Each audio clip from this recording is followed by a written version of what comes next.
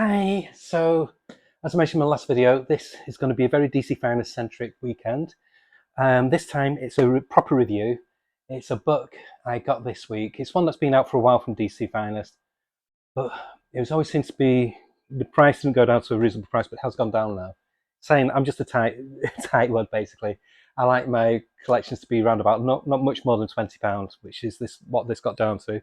And this is one I've wanted to read for ages because I read the comic back in the day. When I say back in the day, I'm talking 2000 and 2002 this covers. So, oh my God, it's still over 20 years ago. It doesn't feel it. But this is my favourite version of Batgirl. It's Cassandra Cain. It's Batgirl, Nobody Dies Tonight. It covers Batgirl 7 to 27, Superboy 85 and Supergirl 63. You get 560 pages, $39.99. And that cover, it's written by Kelly Puckett. Joe Kelly does like an Superboy story that's a crossover with Batgirl. And Damien Scott does the majority of the art in here. First of all, let's talk about the art.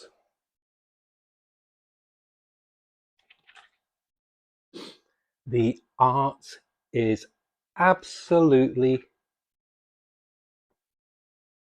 drop dead gorgeous. So Cassandra Cain, I'll read a blurb. It says, Cassandra Cain was raised by her father to be the ultimate assassin, but during the events of No Man's Land, she chose to rebel against her tutelage by saving the life of Commissioner Gordon.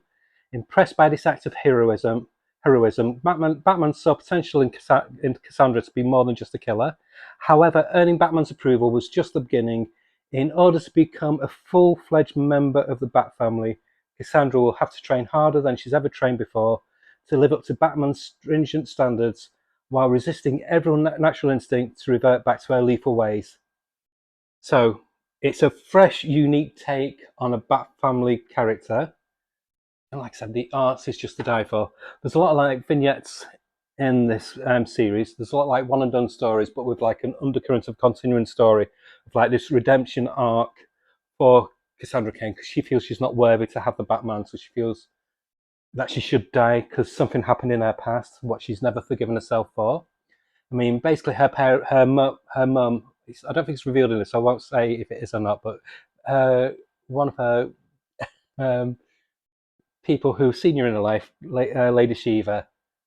Yeah, there's a backstory of that, and this is what this big chunk of story concentrates on. There's one thing I will criticize. There's a really cool two-part story, and for some weird reason, I don't know if it's just a slip up on the people who were mapping out the layout of the stories in this. They intersperse this two-part story with a crossover with Superboy, and then the story resumes after that. So it's a jarring effect. They should have put the Superboy story after that two-part story because there's no rhyme or reason why they've done that. So that's my one gripe. Apart from that, it's fantastic. I started this after work on Thursday, and I finished it on Friday after work. So it's a chunky book, 506 pages, and I couldn't stop reading it.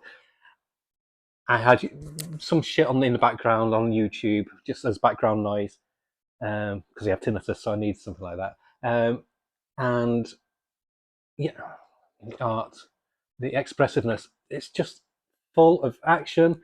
It's the best comic I've seen, and I've read lots of like martial art themed comics all the way back to the 70s with the Marvel stuff like Fist of Kung Fu, no, is it Fist of Kung, Deadly Hands of Kung Fu and stuff like that, the black and white magazines. It has the best example of how to do martial arts in comics. Damien Scott is just a genius in doing fluidity and movement. So it's got action and it's got pure heart. I love how Barbara Gordon is like the key pin and linchpin of the whole of the Bat universe in this. She's like, even Batman kind of like has extra respect for Barbara Gordon, so she's a very predominant character in this as well. And it's just a wonderful tale of a young girl who's fucked up, looking for either redemption or oblivion. The one thing that leaves me with a tinge of sadness, which kind of like ruins it for me, Kelly Puckett, he doesn't write comics anymore. I think he's gone into being, I think he's like a computer coder now, computer programmer. Obviously, it must be where the money is, because comics doesn't pay that much if you're not doing more than one or two comics. And Damien Scott relocated to Japan after doing this, and he's made it big in Japan. So fair play to him. You know, he's become a real success through illustration work, poster work, films, and did like a Japanese manga and stuff like this. And he's done little bits for America, but not much at all now. So he's made it. So they don't need DC, they don't need Marvel. But so that leaves a bit of a bitter taste, knowing that there's not much out there available from America with Damien Scott's wonderful, wonderful artwork. But as a book and as a series itself, I would give this.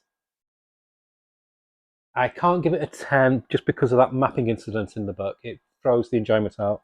If that issue didn't need to be in, if that issue was out, I would give it a 10. So because that issue's in it, a 9 out of 10. It's a really strong, fast-paced, fun read, and I recommend it to anybody who loves Batman, anybody who loves martial arts, anybody who loves a good old redemption arc, if you're a fan of John Wick, stuff like that. Yeah, it's a really, really fun collection. Again, DC Finest. I love them. So, okay, bye.